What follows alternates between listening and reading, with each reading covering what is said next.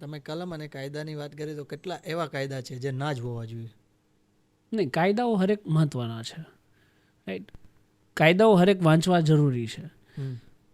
Basically જે કાયદાઓ ખાસ વાંચવા જોઈએ એમાં છે CRPC, criminal procedure code, IPC, Indian penal code. CRPC એટલે કે કાયદો વ્યવસ્થા કઈ રીતે ચાલે, કોડ કઈ રીતે.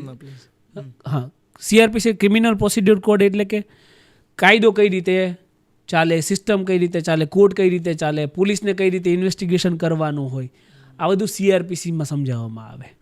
IPC, ઇન્ડિયન પિનલ કોડ એટલે કે કયા ગુનામાં કઈ સજા, ચોરી એટલે શું, લૂંટ એટલે શું, મર્ડર એટલે શું, આ બધી વ્યાખ્યાઓ અને એની સજા આ હોય છે ઇન્ડિયન પિનલ કોડની અંદર. ઇન્ડિયન એવિડન્સ એક્ટ એટલે કે કયા પુરાવાનું કેટલું મહત્વ છે, પોલીસ સ્ટેશન સામે સ્ટેટમેન્ટ આપો તો એનું કેટલું મહત્વ, જજ સામે સ્ટેટમેન્ટ આપો તો એનું કેટલું મહત્વ, કયું કાગળિયું વેલિડ કહેવાય, કયો ઇલેક્ટ્રોનિક એવિડન્સ વેલિડ કહેવાય ના કહેવાય, એ ઇન્ડિયન એવિડન્સ એક્ટ.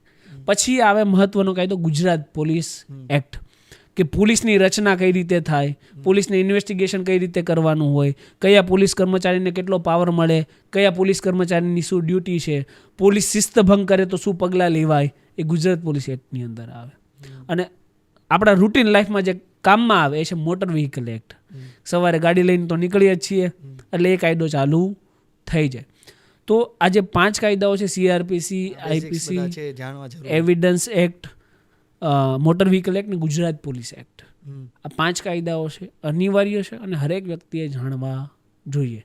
અને આ વ્યક્તિ જો આ 5 કાયદા જાણી જાય ને, કોઈ પણ વ્યક્તિ, તો એને ખુદના કેસ લડવા માટે વકીલની જરૂર પડે નહીં. ખુદ એક વકીલ બની શકે ને સિસ્ટમ સામે અવાજ ઉઠાઈ શકે. મેહુલ બોગરા બનવું કે એટલું બધું હાર્ડ એન્ડ ફાસ્ટ નથી, બરાબર? કારણ કે કાયદાઓ તમે 5 વાંચશો ને હિંમત ઓટોમેટિક આવી જશે, કારણ કે તમે જાણો છો કે આની પછી શું. પોલીસે તમારો ફોન લઈ લીધો તો પછી શું, પોલીસ સ્ટેશન લઈ ગયા તો પછી શું. ભલે તમે કોર્ટમાં નથી ગયા, લીગલ પ્રોસિડિંગ નથી જાણતા, પણ એટલીસ્ટ લીગલ પ્રોસેસ કઈ રીતે ચાલે એ તો તમે જાણો છો, કાયદો જાણો છો. એટલે આ કાયદાઓ બેઝિક કાયદાઓ છે અને હરેક વ્યક્તિએ જાણવા જોઈએ. મેહુલભાઈ, આપણે પ્રશાસન પાસે આપણે વાત કરી કે ઘણી બધી ફરજ નિભાવવાની આપણે અપેક્ષા રાખતા હોઈએ છીએ, કેટલી ફરજ નિભાવે તો સારું, પણ એક આપણે સામાન્ય નાગરિક હોય ઘણી બધી ફરજો નથી નિભાવતા એવું હોય છે, ઘણી બધી આપણે ચૂકી જઈએ છીએ ફરજો. જો જેમ ફંડામેન્ટલ રાઇટ છે આપણા બંધારણીય અધિકારો, એમ ફંડામેન્ટલ ડ્યુટીઝ પણ છે, આપણી ફરજો પણ છે આ રાષ્ટ્ર માટે, જે આપણે ક્યારેય અદા કરતા નથી. ડ્યુટીની વાત છોડ, આપણને હકો પણ ખબર હશે નહીં. હું ફંડામેન્ટલ રાઇટ કદાચ ઓડિયન્સમાંથી જેટલા લોકો હમણાં તમારા દર્શકો જોશે એમાંથી 90% લોકોને ફંડામેન્ટલ રાઇટ ખબર હશે નહીં, હું ગેરંટી સાથે કહું છું. તો રાઇટ ઉપર ફોકસ નથી કર્યું તો ડ્યુટી ઉપર શું ફોકસ કરવાના છે? કે ભારતમાં જન્મ્યા છીએ તો આપણી પણ એક નૈતિક જવાબદારી છે કે કાયદાઓનું પાલન કરીએ, રાષ્ટ્ર નિર્માણમાં કંઈક ફાળો આપીએ, પણ એ ડ્યુટી તરીકે આપણે ક્યારેય સ્વીકાર્યા નથી. તમે ભલે 365 દિવસ ના આપી શકો રાષ્ટ્રને, સ્વાભાવિક વાત છે. 7 દિવસ અઠવાડિયાના ના આપી શકો, પણ 7 દિવસમાંથી એક દિવસમાંથી 1 કલાક તો રાષ્ટ્ર માટે આપી શકીએ ને. એક દિવસમાં 1 કલાક, અને એક દિવસમાં હું કહું છું 7 દિવસમાં માત્ર 1 કલાક આપો તો પણ રાષ્ટ્ર ક્યાંનું ક્યાંય પહોંચી જશે. આપણે 1 કલાક પણ નથી આપી શકતા. એ આપણી ડ્યુટી સમજી જ નથી રાષ્ટ્રને. આપણે આપણી ડ્યુટીમાં માત્ર ને માત્ર મનીને સમજી છે. મની હે તો હની હે, આ કન્સેપ્ટથી આપણે ચાલીએ છીએ. નેશનનું કંઈ જોવાનું નથી. નેશનનું એક મગજમાં થોટ્સ હશે અને 7 દિવસમાં 1 કલાક રાષ્ટ્ર માટે આપશો ને, એ પછી એવું નથી કે તો કેમેરા લઈ લઈને બધે બાંધવા જતા રહો. નહીં, તમે RTI કરો તમારા ગામમાં. તમારા ગામના સરપંચ હોય ને એકને એકવાર RTI કરવાની કે ભાઈ અમારા ગામમાં કઈ કઈ સહાય એવી છે આ વર્ષ દરમિયાન, સહાયનો ક્યાં ક્યાં ઉપયોગ કર્યો છે અને શું શું અમારા ગામમાં પ્રગતિના કામ થયા છે, આ બધાના અમને વિગતવાર જવાબ આપો આ વર્ષ દરમિયાન. એવી એક RTI તમારા ગામની ગ્રામ પંચાયત હોય એમાં જમા કરાવી દો. હું તમને ગેરંટી સાથે કહું છું કે દિવાળીએ જ્યારે તમે ગામડે જશો ને તે જમવાનું સરપંચ એના ઘરે રાખશો. એટલી તાકાત છે. પણ વ્યક્તિઓને આ કરવું પડશે. લોકો રાષ્ટ્ર માટે કામ કરતા થશે ને એટલે ચેન્જ ઓટોમેટિક આવશે. અને એટલું તો એક સામાન્ય નાગરિકના હકમાં આવે છે, એટલું એને કરવું જોઈએ. રાઈટ. આ દેશ માટે જન્મ લીધો છે, રાઈટ. આ દેશ ઉપર આપણે રમીને મોટા થયા છે, તો આપણી કંઈક તો ડ્યુટી બને છે ને. જેમ આપણી માતા પિતા પ્રત્યે આપણી ડ્યુટી હોય છે એમ આપણી રાષ્ટ્રની આપણી જન્મભૂમિ ઉપર આપણી ડ્યુટી હોય ને. આપણે ગામડે જન્મ્યા હોય તો આપણું જે સૌરાષ્ટ્ર હોય ત્યાંય આપણી એક ડ્યુટી હોય છે. આપણે જ્યાં કામ કરતા હોય આ દેશમાં રહીએ છીએ તો હાવ બર્ડન બનીને જ જીવવાનું, બોજ બનીને જ. તો આ દેશમાં છે જ 140 કરોડ ઓલરેડી. એટલું બધો તો બોજ આ ભારત દેશ ઝીલી જ રહ્યો છે ને. તો એમાંથી તમે તો થોડાક સોફ્ટ થાવ, થોડાક લાઇટ થાવ, રાષ્ટ્ર માટે કંઈક કામ આપો, કંઈક આહુતિ, કંઈક ફાળો આપો, તો લોકો કરશે તો ઓટોમેટિક રાષ્ટ્રહિતમાં બધા કામો થશે. આ સરકાર પાસે તમે શું અપેક્ષા રાખો છો? સરકાર પાસે મેં ક્યારેય અપેક્ષા રાખી નથી કે સરકાર આ કરી દે, સરકાર પેલું કરી દે. ના, ક્યારે હું રાખું છું. રાઈટ. સરકારની પાસે આશા રાખવાની ના હોય. સરકાર પાસે કામ કરાવવું ને મારો અધિકાર છે. રાઈટ.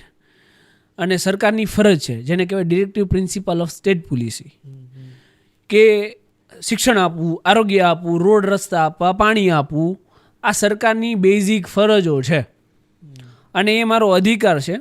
આ ઘણીવાર આવું થઈ જાય. હું જ્યારે મંચ ઉપર જાઉં ને તો ક્યારેક ભેગા થઈ જાય ને, નેતા હોય અને એક સામાજિક કાર્યકર્તાઓ બધા ભેગા થઈ જાય. એટલે હું જનતાને જોઉં ને તો મને ગુસ્સો આવે સિરિયસલી, કે ભાઈ જે વ્યક્તિ વોટ માંગવા માટે આમ હાથ જોડીને તમારી આગળ આવ્યો હોય એ વ્યક્તિ નેતા બની જાય ને પછી લોકો આમ હાથ જોડતા હોય. શું છે? એ તમારો જ સેવક છે, તમારે એમને હાથ થોડી જોડવાના છે. સાહેબ સાહેબ સાહેબ સાહેબ કરીને એમને એમનું લાલન પાલન કરતા હોય છે, પોષણ કરતા હોય છે, બધી ફેસિલિટી આપતા હોય છે. ના, તમારા જ તો સેવક છે, તમે જ તો મત આપ્યા છે, તમે જ તો એમને નેતા બનાવ્યા છે. મોટી શું વાત છે? અને કેવું હોય, ઘણીવાર મારે પણ એવું થાય, હું આ બધા વિડીયો બનાવું ને તો મને તો કોઈ ફોન કરે, એટલી હિંમત ના કરે કે મને ફોન કરીને કે ભાઈ મેહુલભાઈને કયો આમ કરે અથવા આ વિડીયો ના ઉતારે કે આ તે. મારા પરિવારમાં વાયા મીડિયા નંબર ગોતીને મારા પરિવારમાં મારા કાકા દાદા કે પપ્પાને કોઈને ફોન કરે કે ભાઈ મેહુલભાઈને કહો ને આ વિડીયો ના બનાવે અથવા આ વિડીયો ડિલીટ કરાવી દે, આ કે આ તે. બરાબર. આજ દિન સુધી ક્યારે મેહુલ બોગરાએ બનાવેલો વિડીયો ડિલીટ કર્યો નથી. બરાબર. એટલે પરિવારમાં ફોન કરે ને તો ઘણીવાર મારા પરિવારમાંથી લોકો એવું કહે કે ભાઈ આ નેતાનો ફોન આવ્યો હતો, આપણે એની હારે સારા સંબંધો રખાય, ક્યારેક આપણે કામ કરવા થાય. તો મારો જવાબ એ જ હોય છે કે મારે કામ કરવા માટે સારા સંબંધની જરૂર નથી. એમની પાસે કામ કરાવવું ને એ મારો અધિકાર છે અને એના માટે જ એમને નેતા બનાવવામાં આવ્યા હોય છે. ખાલી રીબીનો કાપવાનું ઉદ્ઘાટન કરવા નહીં. આ એક કન્સેપ્ટ બની ગયો છે કે નેતા એટલે શું, સવારમાં ઉઠીને રીબીનું કાપવા નીકળી જવાનું. આ નેતાનું કામ જ નથી. મને તો સાલું એ નથી સમજાતું કે આ નેતાઓને આટલો સમય કેમ મળી જાય છે. રાઈટ. એમના ઉપર તો આખા રાજ્યની જવાબદારીઓ છે, તો ઉદ્ઘાટન કરવાનો સમય ક્યાંથી મળી જાય છે? મને ઉદ્ઘાટનના જે કાર્ડ આવે ને, મને પણ ઉદ્ઘાટનના જે કાર્ડ આવે ને, હું ક્યારેય ઉદ્ઘાટનમાં પરિવાર સિવાય, પરિવારનું હોય કારણ કે ત્યાં પારિવારિક મૂલ્યો છે, એ સિવાય હું કોઈ ઉદ્ઘાટનમાં જતો નથી. કાર્ડમાં નામ લખી નાખે, જે કરવું એ આવીને ઇન્વિટેશન આપી જાય, અલગ વાત છે. સન્માન આપ્યું, માન આપીએ છીએ, પણ હું ઉદ્ઘાટનમાં ક્યારેય જતો નથી કારણ કે મારું કામ જ નથી. એમાં હું સમય આપીશ ને એની કરતાં રાષ્ટ્ર નિર્માણ માટે 2 કલાક આપી દઈશ ને મને પોસાશે. એ કામ મારું નથી, ઉદ્ઘાટન કાપવાનું ને રીબીનું કાપવાનું. અને નેતાઓને ક્યાંથી ટાઈમ મળી જાય છે? કમાભાઈ થોડા છીએ આપણે, ઉદ્ઘાટન કરવા લઈ જાય કમાભાઈને. આપણે દિવ્યાંગ છે બિચારા, વાંધો નહીં, એમને થોડા ઘણા પૈસા મળે એ કરે, પણ આપણે તો રાજ્યની જવાબદારી લઈને બેઠા છે. આપણું કામ સવારમાં ઉઠીને એવું જોઈએ કે રાજ્ય માટે મારે શું નવું કરવું છે, લોકો માટે મારે શું નવું કરવું છે. અહીંયા આ સુવિધા નથી તો મારી જવાબદારી છે કે હું એ સુવિધા અપાવું. આવા નેતાઓ હોવા જોઈએ. પણ નેતાઓને રીબીનો કાપવામાંથી ટાઈમ મળતો નથી. એટલે ટૂંકમાં જો તમારો પ્રશ્ન એ હતો, મારું જરાક બોલવાનું વધી જાય, તમારો મુખ્ય પ્રશ્ન એ હતો કે રાજકારણ પાસેથી તમે અપેક્ષા શું રાખો છો? હું અપેક્ષા નથી રાખતો કારણ કે મારો હક છે કે હું એમની પાસે કામ કરાવું. મારે જ્યારે જરૂર હોય ને ત્યારે મારી રજૂઆત હોય ને કામ કરાવવાનું હોય. કામ ના કરે તો પછી જે કંઈ એક્શન લેવાતી હોય એ અમે લઈએ. બાકી મારો જે હક છે એમાં અપેક્ષા ના રાખવાની હોય. એ તો હક છે ને મને મળવું જ જોઈએ એની હાવ. જીવનનો ધ્યેય એક શું? જીવનનો ધ્યેય એ છે, હું એક પંક્તિથી તમને કહીશ કે હું જીવું છું તો આ ભારત માતા માટે, હું મરીશ તો આ ભારત માતા માટે. અને કદાચ મર્યા પછી અમારા અર્થીઓને કોઈ કાને રાખશે ને તો એમાંથી એ જ અવાજ આવશે કે ભારત માતા કી જય, ભારત માતા કી જય, ભારત માતા કી જય. એટલે જીવનનો મુખ્ય ઉદ્દેશ્ય એ છે કે જ્યાં સુધી પણ જીવવું, 5 વર્ષ, 10 વર્ષ, 50 વર્ષ, કારણ કે અનસર્ટેન છે, મને ખબર નથી કેટલું જીવ્યું છે, રાઈટ, અને કોઈને પણ ના ખબર હોય, તો જ્યાં સુધી પણ જીવું ને ત્યાં સુધી આ ભારત માતા માટે જીવીશ, રાષ્ટ્ર માટે કામ કરીશ. બહુ દૂરદર્શી નથી વિચાર્યું કે આમ કરી નાખીશ, તેમ કરી નાખીશ, નહીં, એ ફાકા ફૂજદારી કરતાં મને ફાવતી નથી. પણ જ્યાં સુધી જીવીશ ને ત્યાં સુધી રાષ્ટ્ર માટે કામ કરતો રહીશ, રાષ્ટ્ર નિર્માણ માટે કામ કરતો રહીશ. યુવાઓ છે, યુવા ધન છે ને જે દૂષિત થઈ રહ્યું છે ને એને દૂષિત નહીં થવા દો, એમનામાં રાષ્ટ્રભક્તિ જગાડીને રહીશ, અને મારી જેવા હજારો યુવાનો ટ્રેન કરીશ જે આ ભારતને કંઈક નવું ભારત બનાવી શકે. આ એક મુખ્ય પ્રેરણાથી હું ચાલી રહ્યો છું. અંતિમ સવાલ, આજના યુવાનો માટે એક મેસેજ. આજના યુવાનો માટે મેં આ પોડકાસ્ટમાં ઘણા બધા મેસેજ આપી દીધા છે, પણ હું ફરીવાર એમ છતાં મેસેજ આપીશ, જે મેં એક લાઈન અગાઉ કહી દીધી કે તમે 365 દિવસ ના આપતા પણ એક દિવસની 1 કલાક છે ને એ રાષ્ટ્રને ચોક્કસથી આપજો. કારણ કે નાણાં કમાઈ લઈશું, નારી આવી જશે, તમે નશામાં ઘણા બધા છે તો એ બંધ કરો, કારણ કે નશામાં કંઈ લેવાનું નથી, રાઈટ, પણ નેશન આ એકને ફોકસમાં રાખો, કેમ કે નેશનથી મોટું કંઈ છે જ નહીં. તમારી યુવાની જો રાષ્ટ્ર માટે કામ નથી આવતી તો યુવાની તમારી નકામી છે. તો શું કરી શકીએ રાષ્ટ્ર માટે, એટલીસ્ટ એ વિચાર રાખો આપણા મગજની અંદર, અને નિર્ભય બનો. આજનો યુવા બહુ ભયભીત છે, તમે જોશો ને ડરશે બહુ. પાછા પાનના ગલ્લે એમ બટન ખુલ્લા રાખીને માવા ચોળતા ચોળતા કહેતા હશે કે રાષ્ટ્ર માટે કંઈક કરવું છે. એટલે એમ ના રાષ્ટ્ર માટે કંઈ થાય, એના માટે અંદરથી એ હિંમત જોઈએ, અંદરથી એ મોટિવેશન જોઈએ કે રાષ્ટ્ર માટે કંઈક કરવું છે.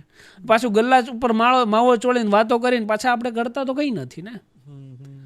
તો એ વિચારોમાંથી બહાર આવવું પડશે, મુક્ત થવું પડે. મુક્ત મને વિચારવું પડે કે નૈતિક મૂલ્યો શું છે, જીવન માત્ર એના માટે થોડી છે. આમાં ઘણો આપણી પાસ્ટ જનરેશનનો પણ થોડીક પ્રોબ્લેમ છે કે આપણને બાપ દાદાઓ વખતથી જ એવું શીખવાડવામાં આવ્યું છે કે આપણે આપણું કરાય, બીજાનું જે થવું હોય એ થાય. પણ હું કહું છું કે તમે તમારું તો કરજો જ, પણ આસપાસમાં તમારા જે ગરીબ છે ને એનું પણ જોશો. તમે ગુચ્ચી અરમાનીનો શર્ટ પહેરો પણ જે કોઈ નિર્વસ્ત્ર દેખાય ને તો એના માટે મનમાં ક્યારેક દુઃખ પેદા કરજો કે નહીં, આના કપડાં માટે મારે કંઈક કરવું જોઈએ. તમે સારું ભોજન લઈ લેજો પણ ક્યારેક કોઈ ગરીબ દેખાય તો એના ભોજન માટે પણ વિચારી લેજો. તમે સારા એવા ઘરમાં રહેજો પણ કોઈ ઝૂંપડામાં રહેતો હોય એનું ક્યારેક વિચારી લેજો. આવી બધી ભાવનાઓથી યુવાઓ કામ કરશે ને તો આ ભારત છે ને એ મહાસત્તા તો હશે જ, સાથે સાથે એક ભારતની શકલ અને સુરત અલગ હશે. આજે આ પોડકાસ્ટથી અમે પણ સ્પેશિયલી એવી આશા રાખશું કે ઘણું બધું આજે શીખવા મળશે. જેટલા સામાન્ય સવાલ હતા એ આજે અમને ડિટેલિંગમાં જાણવા મળ્યા, કાયદા વિશે ખાસ. તો મેહુલભાઈ, તમે અમારા આ પ્લેટફોર્મ પર આવ્યા ને એ બદલ મારી ટીમ બધે તમારો ખૂબ ખૂબ આભાર. ખૂબ ખૂબ આભાર. Thank you. ધન્યવાદ.